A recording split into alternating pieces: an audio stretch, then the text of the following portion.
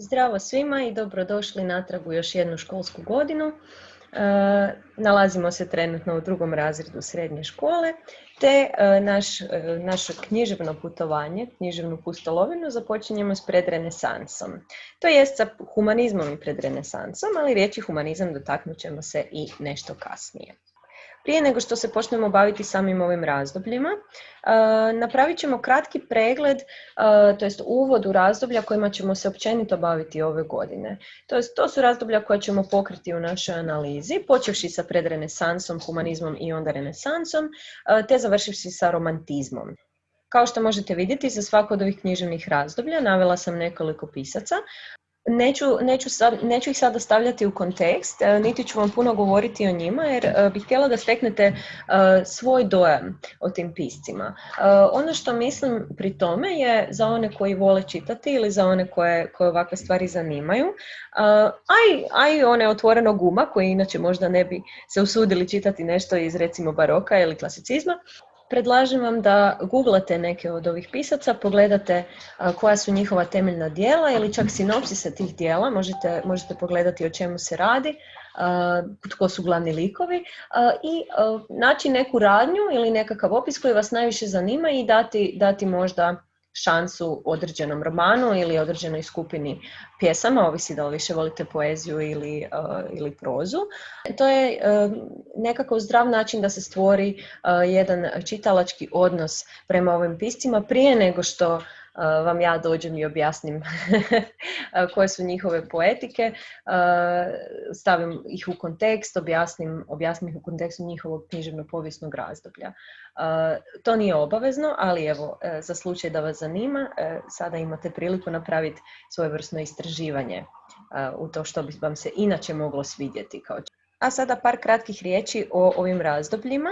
Naime, kao što možete vidjeti, neka razdoblja su grupirana u jedan koš zapravo, iako to nije jedno razdoblje. Znači predrenesansa, humanizam i renesansa su zapravo dva razdoblja. Humanizam i renesansa nam se odvijaju više manje usporedo, istovremeno, dok predrenesansa služi kao svojevrsna prekretnica između visokog srednjeg vijeka i renesanse. Kao što ste možda primijetili i prošle godine, književno-povijesna razdoblja nisu toliko oštro odijeljena, nego se stapaju jedno od drugo, utječu jedno na drugo i zato imamo ovdje predrenesansu koja nam zapravo služi kao određena prekretnica ili most između visokog srednjeg vijeka i same renesanse.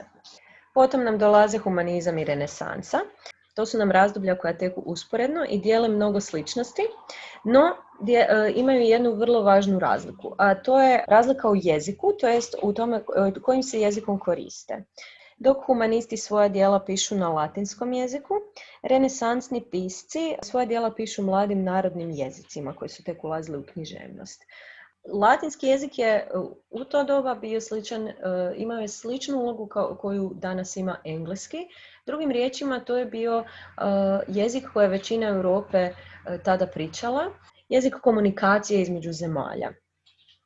Pa su tako europski intelektualci, umjetnici i pisci vrlo često komunicirali međusobno i dopisivali se na latinskom jeziku. Tako zapravo dolazi i do prvih europskih uspješnica. I tako recimo po prvi puta druge zemlje mogu čitati hrvatske književnike ili talijanske književnike i tako dalje. Renesansa nam je jedno iznimno optimistično književno razdoblje. Puno je vjere u moć čovjeka, preokupirano je zapravo čovjekom i čovjekovom ulogom. Otkrivaju se ovdje i novi svijetovi, dolazi i do širenja književnosti izumom tiskarskog stroja, a u žarište književnih tema se vraća čovjek, te se slavi sve što je ljudsko i ovozemaljsko, za razliku od prethodne epohe srednjeg vijeka. Nakon romantizma nas čeka barok. To nam je književna epoha obilježena katoličkom protureformacijom. Drugim riječima, barok je nastao kao reakcija na jednostavnost i svjetovnost renesanse. I zato dok je renesansa elegantna i profinjena, recimo to tako, barok je vrlo često opisan kao kičast, nakićen, raskošan i u modi i u vizualnoj estetici, ali i u književnoj estetici također. Barok nam je također i vrijeme opera, za koje isto tako znamo da su vrlo plodno tlo za vrlo intenzivne, dramatične, raskošne prezentacije. Nakon baroka opet nas čeka potpuna suprotnost. Kao što nam je barok bio reakcija na renesansu, tako nam klasicizam i prosvjetiteljstvo ponovo reagiraju na barok. Ovdje nestaje kičenost, ovdje nestaje pretjerivanje.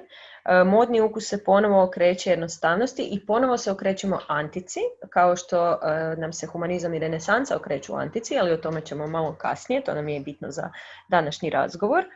A književnost nam dobiva ulogu kakvu nije imala do sad, a to nam je didaktička uloga, drugim riječima poučna uloga. Ovo nam je prvi put u povijesti književnosti, možda ako izuzmemo Ezopa i njegove basne, prvi puta dobivamo književnost čija je namjera poučiti, odgojiti, obrazložiti. Zato nam se ovaj period i zove prosvjetiteljstvo, zato što književnost ima prosvjetiteljsku ulogu. Zato nam nastaju velike nacionalne enciklopedije, nastaju poučni epovi i filozofski romani, ali se također i piše još uvijek mnogo poezije. U klasicizmu i prosvjetiteljstvu se također osnivaju i čitateljska društva, a građanstvo nam hrli u kazališta. I posljednje književno razdoblje kojim ćemo se baviti ove godine i mislim mnogima vjerojatno i najpristupačnije i jezikom i tematikom je romantizam. Romantizam je istovremeno iznimno nacionalno i sentimentalno orijentirano razdoblje. Zato što s jedne strane imamo velik naglasak na zapisivanju usmene književnosti i građi nacionalne književnosti, znači književnosti koja ima nacionalnu poetiku, tako dobivamo njemačku književnost, talijansku književnost, hrvatsku književnost i tako dalje. Ali, s druge strane, stvara se i svjetska književnost. Ovaj val sentimentalizma i osjećaj takozvane svjetske boli, izazvan njemačkim romanom Patnje mladog Werthera od gospodina Goethea, kojeg možete vidjeti prvog na listi, širi se zapravo svjetskom književnošću i snažno zapravo utječe na čitatelje i od Kine do Australije i do Južne Amerike. Dakle, nemamo više toliko nacionalnih barijera u razdoblju kad se najintenzivnije zapravo stvara nacionalna književnost. Znači imamo tu kontradikciju gdje Goethe koji piše nacionalnu njemačku književnost, piše roman koji utječe na ljude iz cijelog svijeta. Po prvi put zapravo piše jedan književni hit. Znači, ne bih rekla blockbuster, ali definitivno jedan od prvih svjetski proširenih književnih hitova piše Goethe, koji je i utjecao na mladež i na njihovu tadašnju estetiku i poetiku. Tako da romantizam nas polako uvodi u moderno doba, u kojemu će slijediti realizam i kasnije modernizam. Prije nego što krenemo na predromantizam i na humanizam, dotaknimo se dva citata Dante Alighiera, kojim ćemo se baviti u idućoj prezentaciji. Harfa koju ja dotaknem sama zajeca. Raj bi doista bio raj kad bi ljubavnici ondje neprestano mogli uživati u onome u čemu uživaju na zemlji. Razmislite o ova dva citata. Ne morate znati što je Dante sam htio s time reći. Mi ćemo smjestiti ovaj citat u određen književno-povijesni kontekst i u Danteovu poetiku kasnije. Ali za sada razmislite samo o tome kako možete ovaj citat primijeniti na svoje iskustvo, što vam je zanimljivo u njemu, je li vam zvuči lijepo ili se slažete s njim. I za sada ne morate doći na nikakav zaključak u vezi ovih citata, samo ih imajte na umu. Kao ni u povijesti, ni u književnoj povijesti ne možemo baš pobjeći lenti vremena, no ova je na sreću kratka. Kao što ste već naučili i u osnovnoj školi, 476. godina nam je godina pada Zapadnog Rimskog carstva i okvirni početak srednjeg vijeka, razdoblja srednjeg vijeka. Te nam pad Carigrada i otkriće Amerike 1453. i 98. Predstavljaju kraj srednjeg vijeka, to je povijesnog razdoblja srednjeg vijeka. No ovdje dolazi do komplikacije u književno-povijesnom razdoblju, zato što u književnosti srednji vijek završava krajem 14. stoljeća.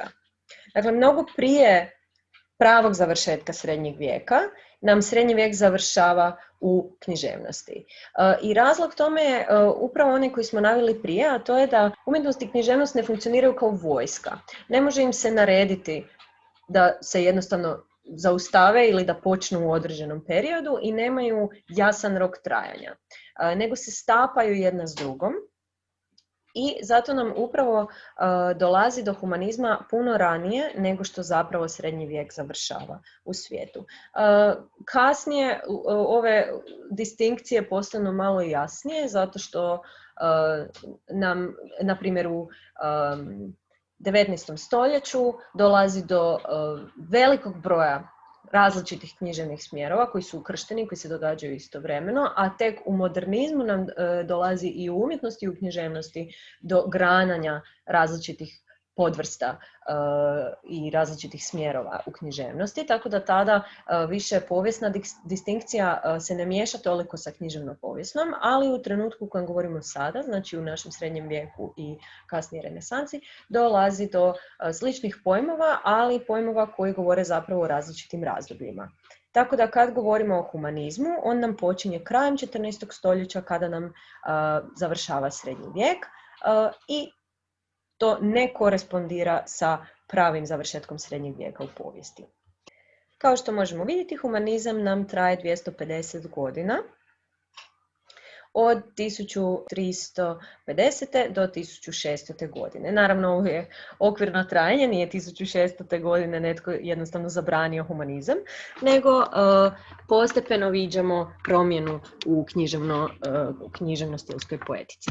Humanizam i renesansa nam teže za upoznavanjem i nasljedovanjem klasične grčke i rimske umjetnosti. Drugim riječima, vraćaju se antici. Oduševljeni su antičkom filozofijom, kao što će kasnije biti i klasicisti i romantičari. Humanisti pokušavaju antičku filozofiju uklopiti u srednjovjekovnu kršćansku filozofiju. Dakle, ako čitate tekst inspiriran antikom, ali koji je humanistički tekst, taj tekst neće sadržavati iste vrijednosti, istu estetiku antike koju sadrži prava antika, ili to jest autoktoni antički tekst, na primjer Sofoklo. Dakle, to će biti antička poetika kroz poetiku humanizma i kroz kršćansku poetiku, koja naravno nije bila prisutna u određenim dijelovima antičke književnosti. Ono što bih to mogla usporediti je prosječan povijesni film. Svaki povijesni film govori jednako o razdoblju u kojem je sniman kao što govori o povijesnom razdoblju koji predstavlja. Pa će tako povijesni film napravljen 1950. biti puno drugačiji od povijesnog filma 2013. recimo. Bez obzira na to što možda dijele sličnu tematiku. Kao što smo ranije spomenuli, humanizam i renesansa preispituju uvriježena uvjerenja, ističu važnost ovozemaljskog života, znači više nije fokus na zagrobnom životu, na poslijezemaljskom životu, te dolazi do vjere u vrijednost čovjeka i i naglašavanje njegovog ovozemaljskog iskustva. Kao što smo spomenuli, humanizam se koristi latinskim jezikom, koji povezuje humaniste diljem Europe. Tako nam dolazi i do stvaranja takozvane humane elite, koja se sastoji od znanstvenika, umjetnika i vladara koji su u tom trenutku međusobno komunicirali. Što se tiče same predrenesanse, ona dijeli jednak svjetonazor kao i humanizam, no književna djela predrenesansnih pisaca pisana su na narodnom jeziku. I to vrijedi kasnije i za renesansne pisce. 3 najvažnija predrenesansna književnika su nam Dante Alighieri, Francesco Petrarca i Giovanni Boccaccio. Mi ćemo se kroz iduće 3 prezentacije pozabaviti svom trojicom, te ćemo obratiti pozornost na isječke iz njihovih djela. No za sada ih možete samo vizualno upiti i uočiti sličnosti u načinu na koji su naslikani, u bojama u kojima su naslikani, u naravno određenim ukrasnim elementima s kojima su naslikani, te na što vas njihovi ukrasi podsjećaju, s kojim razdobljem možete povezati ovakav vijenac na glavi. Razmislite, pa provjerite jeste li bili u pravu. Za kraj vas ponovo ostavljam sa Danteom i sa njegova 2 citata koji smo se dotakli prije nekoliko slajdova. Ove citate ćemo ponovo proučiti u našoj prezentaciji koja će se cijela baviti Danteom. No za sada pokušajte još jednom razmisliti o ovim citatima i uklopiti ih u književno-povijesno razdoblje humanizma pred renesanse i probajte naći neke elemente u ovim citatima koje možete prepoznati kao elemente renesansne poetike. Na primjer, imamo fokus na ovozemaljsko,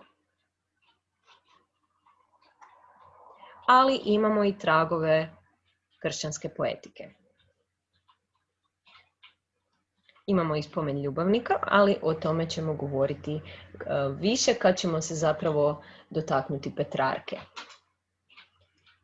Ovaj puta nemamo dodatnu zadaću, to jest dodatan posao, zato što smo danas napravili samo okviran pregled i uvod u razdoblje, te ćemo zadatak imati tek sljedeći put kada ćemo se baviti dublje sa Danteom.